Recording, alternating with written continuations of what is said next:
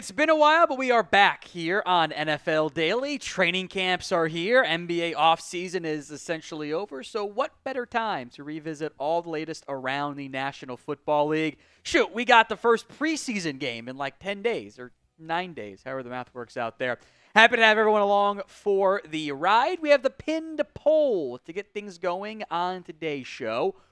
Will the Bengals get a deal done with Trey Hendrickson? Lots of contract talk to get into on today's show, which maybe shouldn't be much of a surprise. Will the Bengals get that deal done? Y for yes, N for no. 65% voting no. I think there will be some type of resolution in the nearish future.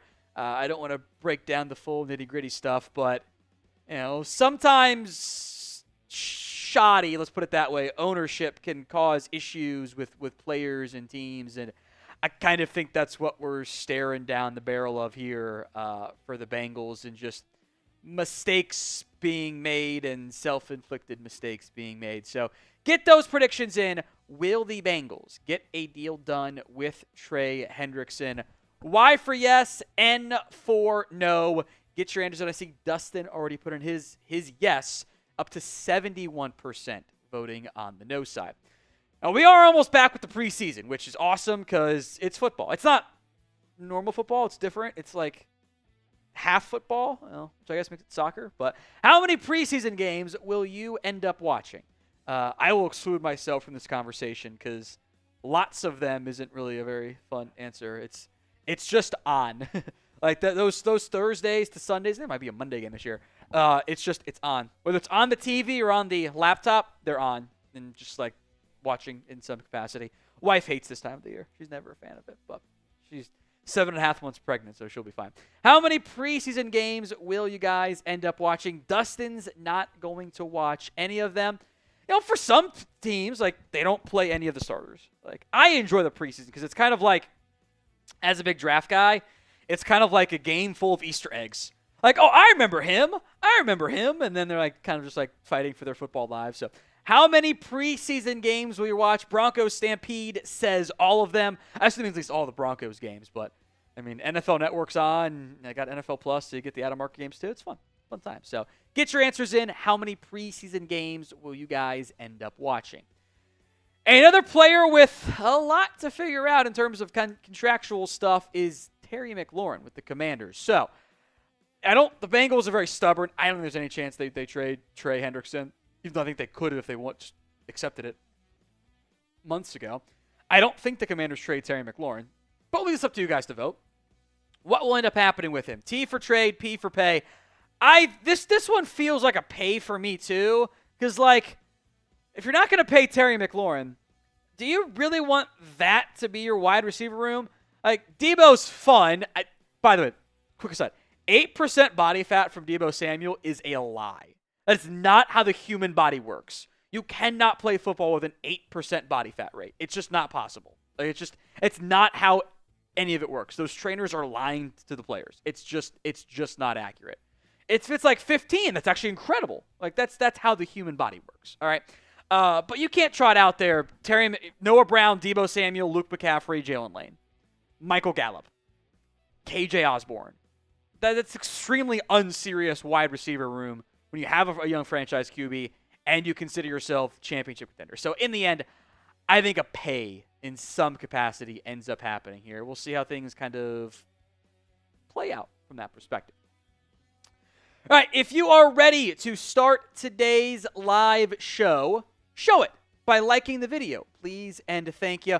Always aiming for the 50% like ratio, which we almost have, by the way. Pretty darn close to it. Just a couple likes away on that one. It is July 22nd, so there's always only the diehards watch because it's July 22nd. There are no games on for another couple weeks, so at least week and a half for the one, and then 2.5, 3 for those. So like the video. If you haven't already, please and thank you. Coming up live, we'll run through all the latest NFL news and rumors. We will have a mailbag as well. Get your questions in right now via hashtag NFL. Already saw a good one come in there earlier from True Allure on Juwan Jennings. It's a good one. If you have questions on your favorite team, NFL in general, comments, thoughts, concerns, whatever, get them in via Super Chat or by using the hashtag NFL, or else producer Chris is just not going to be able to find your questions. We'll also run through the potential number one overall picks, or who could be the number one overall picks, some candidates for the 2026 NFL Draft. So don't miss out. Like the video, get your questions in right now, and let's dive into it.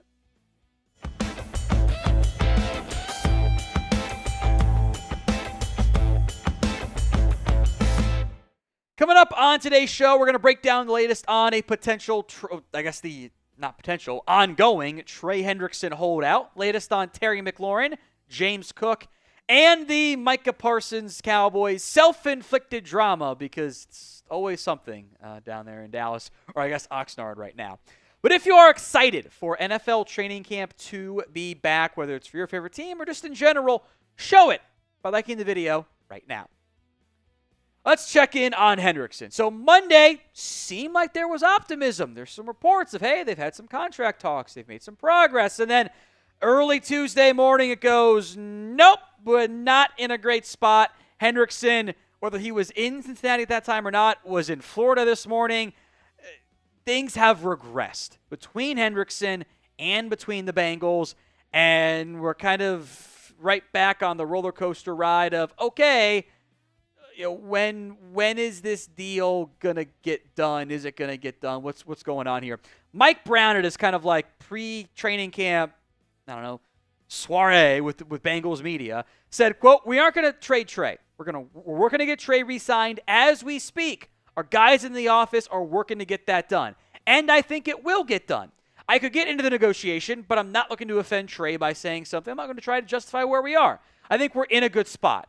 I hope this thing comes together soon, and I'm going to leave it at that." Offers had reportedly been exchanged. Bengals seem confident, and they all broke down over the guaranteed money side of it. That the reports are the Bengals are allegedly just offering 1 year of guaranteed money. So that's probably signing bonus and the first-year salary guaranteed, which is normally pretty low, which I've got some ideas what that might look like here in a little bit. Manti Te'o allegedly spoke to Henderson, said offers are, quote, atrociously low. That's the agent essentially saying it, so grain of salt maybe. Some recent guaranteed money for Myles Garrett, TJ Watt, Max Crosby, were all in the 3 years. Got some guaranteed money into year 3 on those contracts. The Bengals are trying to guarantee 1 year. I interpret that as the current year left on his deal. So, $16 million takes up a big chunk of the signing bonus. Maybe they add up to $10 million in signing bonus, if that figure. And then the first year, the extension gets some guaranteed money. But you're not getting to the Danielle Hunter $54 million deal, which was essentially like almost a fully guaranteed contract. So if you're at Hendrickson's age, cool, you can do whatever average per year figure you want for 4 or 5 years, but if you're not guaranteeing real money, that doesn't actually benefit him. So it's just messy at this point again for the Bengals because that defense needs him. And Hendrickson's kind of like made it clear he's trying to find a way to stick around and be with the Bengals, and it's just messy. And, not 100% blame either side, but common denominator in the two issues with edge rushers right now. Common denominator.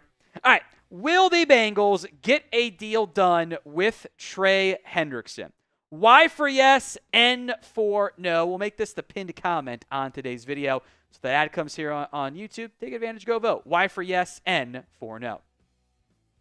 In general, the Bengals aren't big fans of doing multiple years of guaranteed money. They did it for Joe Burrow. They did it for Jamar Chase. The problem they're running into, and not just unique to them, Pittsburgh's faced it, Green Bay, other teams that operate this way face it, it's not what the market looks like.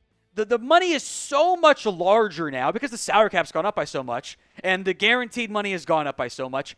If you're going to get to the right percentages of guaranteed money that other top guys, even just top 5 guys, are getting, you got to guarantee beyond the first 2 years. It's the only way to do it, unless you're doing massive signing bonus, which the Bengals don't do either. This is a slur, but the Bengals are bungling again. And it reflects poorly on them that Jamar Chase had to fight tooth and nail to get paid. T. Higgins had to fight tooth and nail to get paid. That does not foster a good organizational player/agent relationship when it comes to contract time. It kind of hurts them in the end, especially if they just cave in the end. And that's not even getting into the Shamar Stewart saga, which is still ongoing and messy. And Mike Brown says he didn't want to justify his side with Trey Hendrickson. He sure as hell did with Shamar Stewart. Went pretty hard against him there. In the end, some franchises, no matter how good you are talent-wise, are held back by ownership. There's a former example that we'll get to here in a little bit on the next portion of today's show. There's a current example, which is at the end of today's show. And the Bengals certainly fall into the still kind of being held back category. Today's NFL Daily is made possible by Ethos. As a father with one kid and the second one on the way, look, life insurance matters. It's not fun to think about what would happen if something happened, but you do need to be prepared. Protect your family with life insurance from Ethos. Get your free quote today at ethos.com/NFL Daily. That's ethos.com/NFL Daily. Ethos is a trustworthy company that disrupts the traditional life insurance industry, and it's more affordable than you might think. Ethos is an online platform that makes getting life insurance fast and easy to protect your family's future in minutes, not months. There is no complicated process, and it's 100% online. No medical exam is required. You just answer a few health questions and get a quote in as little as 10 minutes.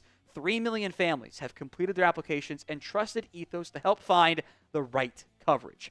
Protect your family with life insurance from Ethos. Get your free quote at ethos.com/NFL Daily. That's ethos.com/NFL Daily. Links in the comments section and the description of today's show. Let's check in on the latest with Terry McLaurin. The Commanders, Milton, have yet to figure out an extension with camp here. Adam Peters, the Commanders GM, came out today and said, first, without a doubt, I think everybody in the building values Terry very much. We knew that coming in, and we know that even more after spending a year with him. We will do whatever we can to get a deal done. Okay, so if you're going to do whatever it is to get the deal done, then you just pay him, right? Like, money's no object. Doing whatever we can. That's literally what you said. That is the very obvious and easy solution here. We'll do whatever it takes. We will sign you today, Terry. Obviously, that's not what's happening, because if that was the case, there wouldn't be any potential holdout or hold in. He would have gotten paid already. I think that's just GM speak of, we'll see. McLaurin didn't show up today for training camp with the Commanders. He was not present for the conditioning test. So clearly you're not doing everything to get this finished. Like, McLaurin wants to get paid by you. Kind of dug your own grave a bit there, I think, Adam Peters. The market is the market. And the two deals that stand out to me are DK Metcalf and also the recently signed Garrett Wilson. The DK Metcalf one stands out from an average per year perspective. It's at $33 million. Garrett Wilson got $32.5 million. But the guaranteed money is actually more in favor of Garrett Wilson. $90 million versus $80 million for DK Metcalf. That's, maybe somewhere around there ends up being the goal. But that is the DK Metcalf contract to me has long been this is the one that stands out. Because look at the career numbers between Terry and between Metcalf. The targets are the same. The receptions are slightly in favor of McLaurin. The touchdowns are in favor of Metcalf. The yards slightly in favor of McLaurin. The average per catch is in favor of Metcalf. The drops are in favor of Terry. If you're McLaurin, you could show the graphic and go, why aren't I getting paid what DK Metcalf just got paid by the Steelers? Like that, I think that's a reasonable ask. So in the end, what will the Commanders do with Terry McLaurin? T for trade, P for pay. Let me know in the comments section of today's show. T for trade, P for pay. Let's go to James Cook. He will report to training camp. Could be potential hold-in situation or even some limited stuff that we'll get to with, like Micah Parsons here. The running back market's always kind of weird, even for a good back like James Cook, because you got Saquon and McCaffrey ahead of everybody else in the market by $4 million over Derrick Henry, and then Derrick Henry's 2.75 at $5 million, and then it's only 7 guys are making $10 million or more per year. So, what that market shakes out like can get a little bit murky and a little bit dicey. And I think the Bills, they like James Cook, but are they going to want to commit the big money? Does Cook want to just say, I'll see what the next step looks like? Do I try to hit free agency next year? It's all very – running backs in general get a little bit dicey for teams. If Cook's allegedly won at least $15 million, I don't know if he's going to get that. We'll see. Now, we have gotten to 413,000 subscribers. Thank you all so much for helping us get there. 414 is next up. Hit that sub button if you haven't already. YouTube.com/chatsportstv and get even more coverage on all things NFL. Let's go to the Micah Parsons drama because it's always something. Micah did report to Cowboys training camp. I would describe it as like he's limited right now. Like he's not a full participant. He's there. He's not doing a lot of stuff, but he is doing some stuff. There's still drama. Jerry Jones kind of took a shot at Micah for missing 6 games, which also was Jerry's words. He didn't miss 6 games. That was not the case at all. That's just not accurate. He missed 4 games. But the Cowboys haven't made much progress because of themselves. Here's what Adam Schefter said on Micah Parsons. The Dallas Cowboys have not even made a contractual offer to Micah. It's a conversation that apparently could linger on throughout the summer because they're nowhere in the negotiation game. And that's a familiar script for the Cowboys. He wanted to mention the Dak Prescott, CeeDee Lamb drama. This is technically true. It's kind of like it's how coaches in college especially, they never accept an offer until after it's been made, and nobody ever gets turned down in terms of the teams hiring somebody. Like, they haven't made a formal offer, but, we know what the offer is type of deal. Like, the agent hasn't had the offer, but he knows what the conversation was, because the Jones boys and Micah have had contract talks. They had their little private meeting a while ago and months ago. Everyone involved knows what the deal looks like. The update was Jerry and Micah and Steven had little conversations, went over a bunch of stuff. Jerry said this. Micah said it too. They met. He said, call the agent. And then they never called the agent. So you can't have an offer if the agent's not involved, even if the agent does know what the price tag is going to look like and the Cowboys know what the price tag is. It's just how it goes. Cowboys got to call the agent. It's not a good thing to have your best player kind of not there. Not fully involved. You can't have the offer until you call the agent. Agent doesn't have an offer in front of him. They never made one, even though he knows. It's all technical truths, right? Not actually that much new here from Schefter, but it does underscore just remember how I mentioned the Bengals are hurting their team because of ownership? The Cowboys are doing the exact same thing. Who gets the most blame for no Micah Parsons deal being done? MP for Micah, JB for the Jones boys. Let me know in the comments of today's show. What's most silly about this whole thing is there's all this drama just for the Cowboys to, again, give Micah and his agent everything that he's asking for. Again, that's how it goes. He's going to get more than TJ Watt on an average per year.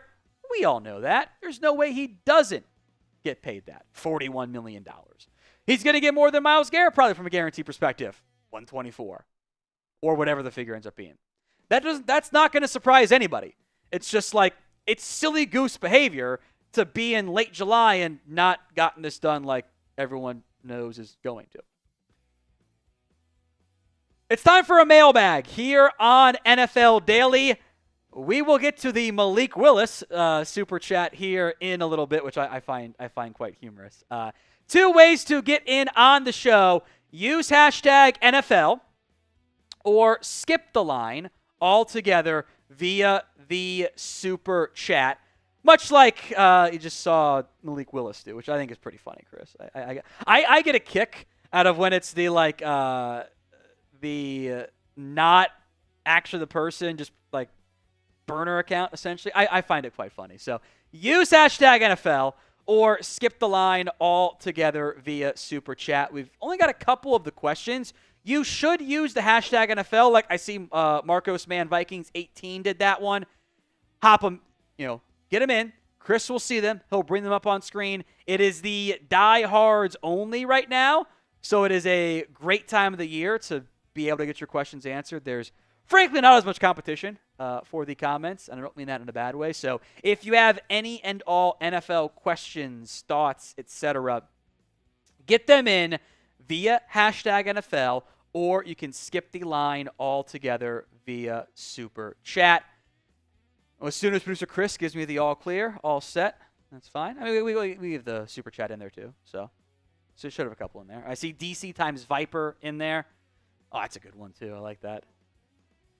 I did see Jamal Adams to the Raiders, which I find interesting. Josie Jewell released.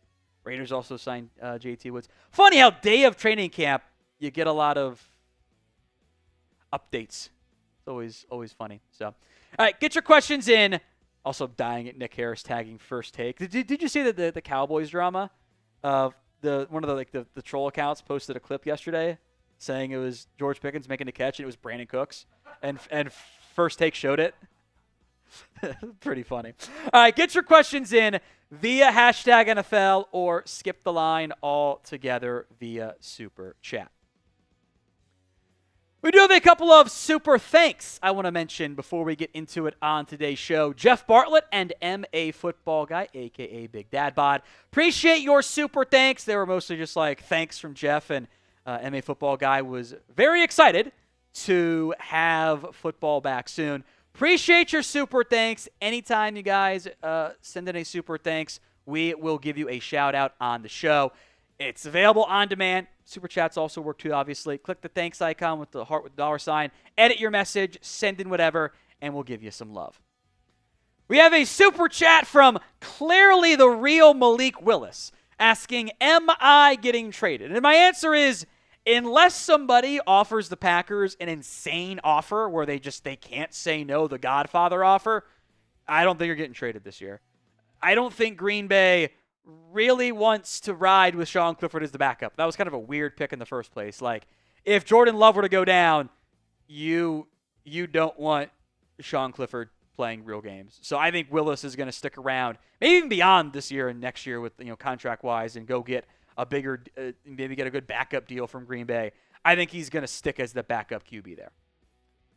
From Justin Smith, the Bengals legend there, is Travis Etienne going to get moved? I don't think immediately, but I do think if you review what Jacksonville's done, assuming everyone stays healthy, they kind of already made the pivot to give more Tank Bigsby run last year. They drafted Bashal Tootin in the 4th round. They clearly like him a lot. I did too, out of Virginia Tech. LaQuint Allen is a good third down passer type who can do special team stuff.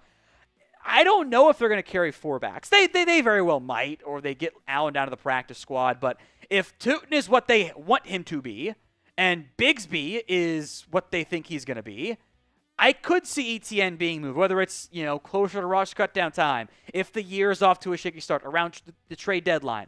So I think Etienne, could be available. I just don't think he's going to be available right now, because the last thing Jacksonville want is just to ship off Etienne for a mid to late day 3 pick, and then Bigsby gets hurt, and okay, now it's just a 4th and a 7th round pick at running back, and what if Tootin needs a year? Like that, they're not going to make that call now. But before the trade deadline, predictions. Will the Jags trade Travis Etienne? Y for yes, N for no. It's the pinned comment on today's show, so go vote. Y for yes, N for no. From just now lore, I guess, now no longer true lore. Why is there too much drama in Niners land? Should the Niners trade Juwan Jennings or pay him, and how much money? Good questions here. Juwan Jennings, when he's gotten opportunities, has been productive. He's done quite a bit at the wide receiver spot. I get why he's asking to get paid. Brandon Ayuk, I don't think is going to be ready for week 1. We'll see the timing of when he's ready. Kind of feel like there's some murkiness, almost like frustration from John Lynch, who's asked about Ayuk, and he's like, no timetable at all. We're a ways away from them. That's not a good sign. You don't know what the timetable is? I would be inclined to pay Jennings because that's the proven guy that's healthy at wide receiver right now. Could you do a 2 or 3 year extension, not overcommit to it? What the money looks like, I don't know. Is it like the Cooper Kupp $15 million per year deal? Is it Jerry Jeudy 17.5? Like Rashad Bateman, Darnell Mooney, Slayton got it. It's got to be at least 12 with what those guys got. Maybe he'd be okay going down that path, but like Jacoby Myers, Josh Palmer, these guys got $10 million. They're not half as proven, frankly. Myers is, but not Palmer or Brown, really. Tutu Atwell as Jennings. So got to be like $12 million, somewhere in that ballpark at minimum. And then otherwise, got to make some decisions that they probably don't want to make right now. Marcos Mann, Vikings 18. Are you ready for the Cowboys-Eagles game? That's the first real football game this year. Can't wait to have it. Think the Eagles win by 10.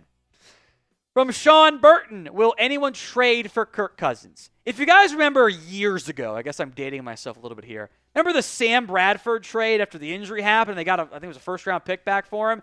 It's not going to be a first-round pick for Kirk Cousins. But I would, at this point, Atlanta is so far down the line, they're not going to just trade Kirk Cousins to trade him and save the money. At this point, they've kind of built it into the contract. Like, they'll keep him. Or into the salary cap, I should say. They're going to keep him. If there's an injury, somebody goes down, example.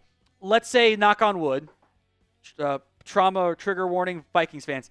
If, like, J.J. McCarthy goes down with an injury, whether it's now or like they're 3-0, 4-0, and he gets hurt, I could see that making sense for Minnesota. Work out the money, Atlanta eat some of it, whatever. But I think we'd have to take an injury right now. Otherwise, I think he's going to stick around with the Falcons for this year, and then he probably gets cut next offseason. So what will the Falcons end up doing with Kirk Cousins? T for trade, K for keep. Let me know in the comments of today's show.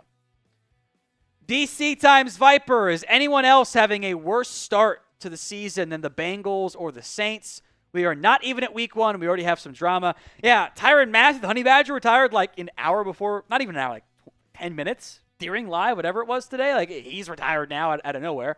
The Bengals, a drama of the top 2 edges contracts have probably not been positive for those people involved. I'd say they're off to a worse start so far. Someone, hopefully it's not our team, knock on wood, hopefully like nobody gets hurt, but there's going to be a bad injury in the first 2 weeks. That's how it always goes.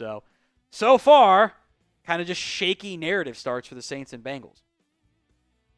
NFL, call it the cutoff hoodie, the short sleeve hoodie alert for you guys. Chatsports.com/NFL hoodie. They were $55. Now they're down to $33. In most places you're living, you probably don't want to be rocking a hoodie because it's, late July. It's hot out. But get your wardrobe set up for the fall. Go get yours today. Chatsports.com/NFL hoodie. We'll put that link in the comments section and the description of today's show. Should have them for all the different teams. It's been very popular on like our Bears channel has had quite a few of these bought. Take it right to the Fanatics site, chatsports.com/NFL daily. Eric Simmons, if the Bengals make the playoffs, is Zach Taylor safe for 2026? I think he is. I think there's a 0% chance they fire Zach Taylor if they make the playoffs. This is the same organization that let Marvin Lewis hang around forever with no playoff success. Zach Taylor's got 5 playoff wins. So that's actually a lot among active coaches, especially taking away like the decade-long guys there. Better question is, what if they win 7 games? What happens to Zach Taylor then? It had been 3 years since they would have made the playoffs, but they're going to be around 500 in that timeline. I still think he's probably safe. Unless they win like 4 or 5 games and Burrow's healthy in that scenario, I think he's back. And if he does get fired, there's going to be a lot of Joe Brady buzz right there. Marcos Mann says he's ready for Chiefs versus Chargers and the Vikings versus Bears game. There will be plenty of good games this year. Early on, there will be a bunch of good ones as well. It'll be nice to have real football back, and that is all we will be doing on Thursday, Sunday, Monday as well. We will have NFL videos for you guys all off season long. So if you haven't already, hit that sub button. YouTube.com/ChatSportsTV. Chris Romero, what are your realistic expectations for the Dallas backs? Who is the top dog and the stats at the end of the year? I mean, it's going to be heavy committee. It's going to be Javonte Williams, Miles Sanders. If they both make the roster, we'll see on that front. I think they'll see a lot of Jaden Blue and passing downs. I don't know if Phil Maffa and others are going to be able to stick around and my small king Deuce Vaughn make the team. I think Kevontae Turpin will be heavily involved with the running game. Like I think preseason, lots of rotation. Like a lot of different guys getting chances. So definitely keep an eye on that one. Kind of a non-answer, but I don't know. Big question marks there. DC times Viper, or DCX Viper, whatever you want to pronounce it, my friend. Do you think the Broncos are lacking a true X-factor wide receiver? Do they trade for one? I like Cortland Sutton. There were definitely moments last year that Bowden just kind of figured out, F it, Sutton's down there somewhere, and like it worked. I think that Bengals playoff game we did like twice or something, or Bengals, not playoff game, but factor one for the Bengals, late season game for the Bengals Broncos. Sutton was making plays. They did draft Pat Bryant in the third. They're going to hope he can make an impact. I think they like Devon Vele. Marvin Mims can be a gadget guy. I don't think they're going to go trade for one, but I do think next offseason we may or may not be having this exact same conversation. Brian Walker, at what point did the Bengals consider trading Shamar Stewart? My answer here is maybe a bit of a surprise, but never. Like, I don't think that they will ever do it. Like, it would be, it's kind of, they're losing if they do that. If they trade away Shamar Stewart, they're kind of like, oops, we're done. Like, we're just going to, take the loss, get a second or third round pick back, miss out, lose so much draft capital, burn a first round pick for literally no reason, and showcase to the other NFL players coming up that, hey, if you don't like our contract stuff, just don't take it and we'll trade you. Like the Bengals can't. Now, they might be able to fold on just giving him the contract, but they can't fold on trading him. Like, I don't think it'll ever happen. Speaking of trades, name a player who you think ends up getting moved. Let me know in the comments section of today's show. From Christopher C., if the Steelers sign a solid wide receiver 2, what is their ceiling? I think a conference on appearance could happen with a final run for A-Rod. I think that's a reasonable ceiling. I don't know who the solid wide receiver 2 ends up being, but this is a Steelers team that always finds a way to win 9-10 games, be above 500. Like, that's pretty commonplace. Like, I think conference, AFC game wouldn't be a huge surprise. It wouldn't be if things go the way they need to. I think the floor is also still kind of has a lot of room to bottom out, but they've been a perennial playoff team. Eric Simmons, I think this could be the year the Bills win the Super Bowl. What do you think? Hey, nobody circles the wagons quite like the Buffalo Bills, right? Feels like they got a good shot at it. The AFC's tough because the Ravens are good, the Bills are good, the Chiefs are good. There's potential like good breakout teams, Houston, bounce back teams, Cincinnati. Chargers probably not quite there yet, but there's Steelers, just mentioned them. Like there's a lot of good teams in the AFC. It could be the Bills year. We're kind of close to just doing like Bills Super Bowl because we don't put the Chiefs in it every year. Like the prediction side of it, we just jumped to Buffalo. They should view it as Super Bowl or bust, and it's gonna be a disappointment if they don't. Not that it's bad year if they don't, but it would be a bit of a disappointment. All right, honest answers only here. How many preseason games will you guys watch? Let me know in the comments section of today's show. How many preseason games will you guys watch? It could be just for your team or just in general. Let me know in the comments of today's show. Some other minor NFL news coming across the wire, by the way. Dolphins signed Daniel Brunskill, and they cut my guy Brett Gabbert, which I'm not terribly surprised by that one. Dolphins are a bit thin right now on the offensive line. Liam Eichenberg is going to head to the PUP list, so he's going to miss at least a bit of training camp there. So how many preseason games will you watch? I see 5. I see 2. A lot of them is what. Can we change that to not NFL mock draft, just NFL draft? Thank you. Didn't catch that in while building it. My bad. 5 from Outdoor Creations, 2 for DC Times Viper. Let me know in the comment section of today's show. I actually kind of like this one when you do that. Christopher C., top 3 underrated pass rushers in the league that deserve more love. Good question.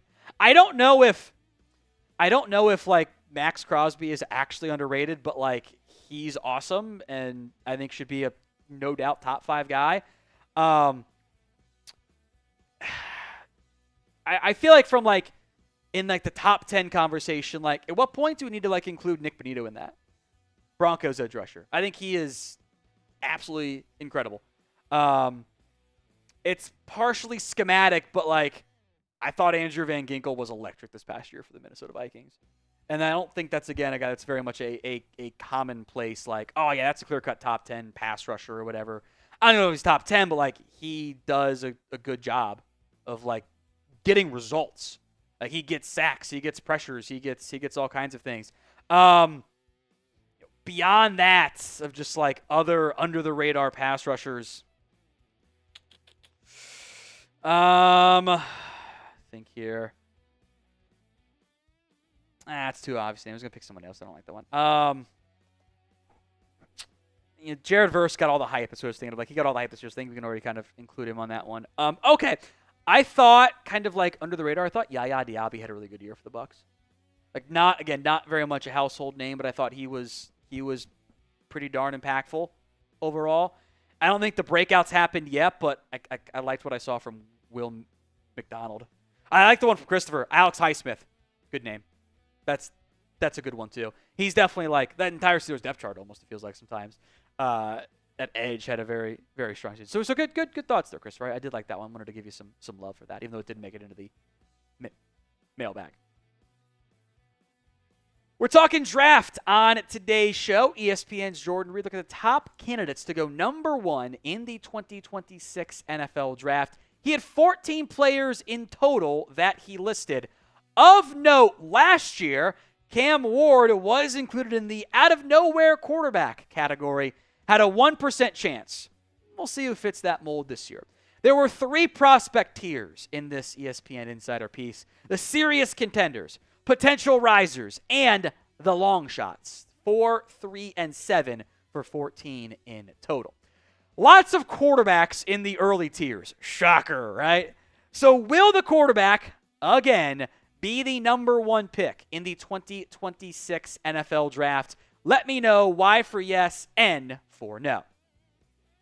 Let's get to the favorites, the top players at this list in the order they were included. The serious contender, the first name mentioned, Lenore Sellers. He's not there yet, but what he's shown flashes of is wildly appealing to NFL teams. The size, the mobility, the arm strength, the sheer, frankly, power he has to shed blockers and make plays. If you're looking at, okay, if everyone takes the step forward that we think they can, this guy is going to be the number 1 overall pick. Doesn't mean he's going to take that step forward, but the upside is higher with Sellers than some of the other guys on this list. Let's stay in the same state, actually. Stay in the state of South Carolina. Clemson's Cade Klubnik. He does not have the same overwhelming physical size that Lenore Sellers offers. It's just he's not built nearly as big. You know, Sellers doesn't look like on the field. He's listed at 6'3", 242. He carries that mass really well. Klubnik is maybe 6'2", 210 pounds, but he's gotten better each and every single season. And if you're looking at like, okay, projection, they're going to be better, we don't really have any reason to assume Cade Klubnik won't be better this year. That Clemson team is going to be very talented. They should be a college football playoff team at minimum. They got their top 3 receivers back, really outside of the running back. They're all back this year. He offers mobility. He's generally pretty accurate. There's a little bit of like bigger Bryce Young to him at times, for better or for worse, but I liked a lot of what I saw from Klubnik this past season.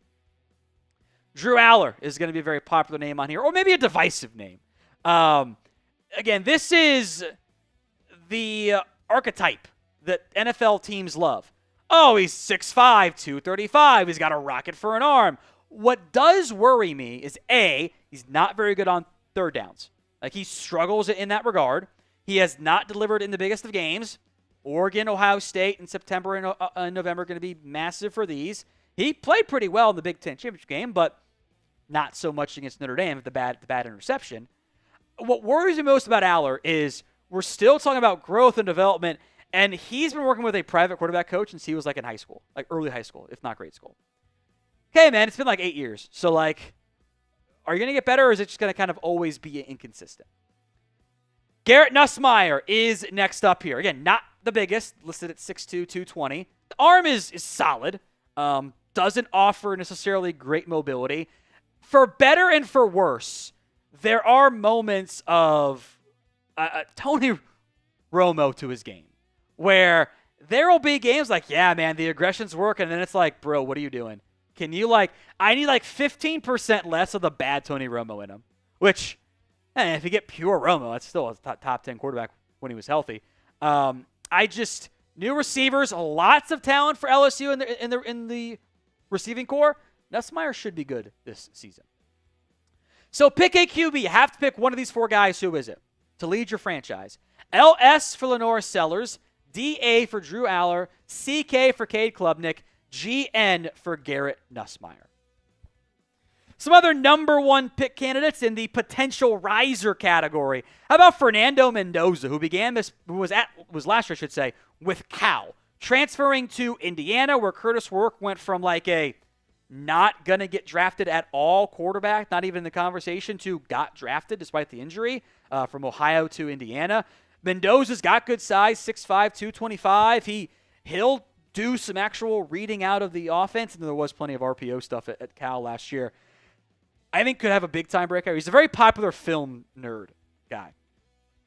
Our first non-quarterback, TJ Parker, the edge rusher from Clemson. Listed at 6'3", 265. Good burst off the line. Highly productive. What teams always search for is are you productive? Were you able to make plays? Did you do a good job of stepping up? 11 sacks, 20 TFLs. He was awesome this past year for Clemson, all per Pro Football, or I guess College Football reference there. There is another Clemson player, by the way, we'll get to here in a little bit. Before that, though, today's show is made possible by Ethos. As a father of one and a second on the way in a couple weeks, really, trust me when I say life insurance matters. It's not fun to think about what would happen if something happened, but you have to be prepared. Protect your family with life insurance from Ethos. Get your free quote at ethos.com/NFL Daily. That's ethos.com/NFL Daily. Ethos is a trustworthy company that disrupts the traditional life insurance industry, and it's more affordable than you might think. Ethos is an online platform that makes getting life insurance fast and easy to protect your family's future in minutes, not months. There is no complicated process, and it's 100% online. No medical exam is required. You just answer a few questions and get a quote in as little as 10 minutes. 3 million families have completed their applications and trusted Ethos to help find the right coverage. Protect your family with life insurance from Ethos. Get your free quote at ethos.com/NFL Daily. That's ethos.com/NFL Daily. Links in the comments section and the description of today's show. There he is. Arch Manning checks in here with just a 5% chance. A big factor in this is a generally held belief that Arch Manning will not go pro after this season. If Arch Manning has the season I think a lot of us believe he is capable of, and he wins the Heisman Trophy, and Texas wins the national championship, then maybe he might actually go pro. Or does he want to go back? I have a player comp for Arch Manning. Now, this assumes we get the Arch Manning that we saw glimpses of. That the 6'4", 222-pound, I think this might be more like 6'3", but the frame and the skill set and the overall willingness to go back to college implies I reserve the right to change my mind because there's 95 career attempts here. Andrew Luck. And if Fisher goes back to school, just like Andrew Luck did, I think could be a decent player comp there for Arch Manning. So predictions. Will he go pro after this year? 1 for yes, 0 for no. Let me know in the comments of today's show. There were 2 long shots out of nowhere quarterback options, John Mateer and Sam Levitt. both with a 2% chance per Jordan Reed. I actually like grouping these guys together because they do some of the same things. Both these guys, I love watching them as college quarterbacks. And there's like some, okay, can you dial it in a little bit for NFL purposes? Like John Mateer is a run-around, make-plays guy. Now, he's incredibly athletic. I don't think people were watching Washington State last year, but he was a true dual threat. He was electric for the Cougars last year. Should be a huge driving force of the offense, same OC. But both he and Sam Levitt tend to be like the kind of run around and do stuff guy. Like almost agents of chaos, which works well at times and sometimes gets them into issues. No Cam Scadaboo for Arizona State. Jordan Tyson is back, though. He might be receiver 1 in this class. Additional long shots, Peter Woods out of Clemson. The last defensive tackle taken number 1 overall was 1994, and top 5 was 2019. That was Dan Wilkinson, I believe, and Quinnen Williams, respectively. Peter Woods, the Clemson put him at the edge spot, which made no sense, but he was still good at it. It was kind of crazy. He's a 3 technique, kind of like Quinnen Williams has been. I think he's going to have a huge year with Tom Allen in place now as the DC. But does a DT go at number 1? I'm not so sure. Spencer Fano out of Utah. His teammate, Caleb Lomu, also, there's a chance that those guys go 1-2 at tackle, especially if someone kicks inside the guard. Right tackle, left tackle, has played both. A little bit of both, I should say. Could like to see a little bit more weight. He's a little bit thin, but the run blocking and pass blocking was pretty good last year at Utah. We'll have year-round NFL draft coverage for you here on the channel, so do not miss out. Hit that sub button, youtube.com/chatsportstv. Next up is Caden Proctor. And, Fano's a little bit smaller. Caden Proctor ain't small. Listed at 6'7", 360. It's kind of the fat goalie theory. You put the giant human out at tackle, tough to get around them because they're so big. He was better this past year. Injuries at time have been kind of a red flag, but the hurries and sacks all went significantly down the way you want it to in the SEC. The best version of Caden Proctor right now looks like the best tackle in college football, but there are still some inconsistencies to iron out. Isaiah World is next up here. Elite name. Also, giant human. He's listed at 6'8", 312. I don't know if he's actually 6'8". It's programs lie about their size. Transferring from Nevada to Oregon with massive expectations. This is all traits. And he allowed just the 1 sack last year. Also had a bunch of penalties. So you got to iron out some inconsistencies, kind of like Josh Simmons did over the course of his career at Ohio State. You go from G5 or G6 now to Power 4. Good things can happen. One of my favorite players in the class is Caleb Downs, but 1% feels kind of generous here because a safety has never gone number 1 overall, at least in the common draft era. It just does not happen. Sometimes Jamal Adams, Derwin James go high-ish, though Derwin didn't go that high, I guess. It's just talented, absolutely. Like one of the best players in college football. I think you can have a better argument he's the best player in the class than likely to go number 1 overall because NFL just isn't going to take a safety with that top spot. So predictions. Will the Bengals get a deal done with Trey Hendrickson? Y for yes, N for no. Let me know in the comment section of today's show. Make sure you go vote in the pinned poll as well. Appreciate everyone who tuned in. Next planned live show, Tuesday, July 29th, as long as other news doesn't interfere and get in the way. So make sure you are subscribed, and we'll see you guys then.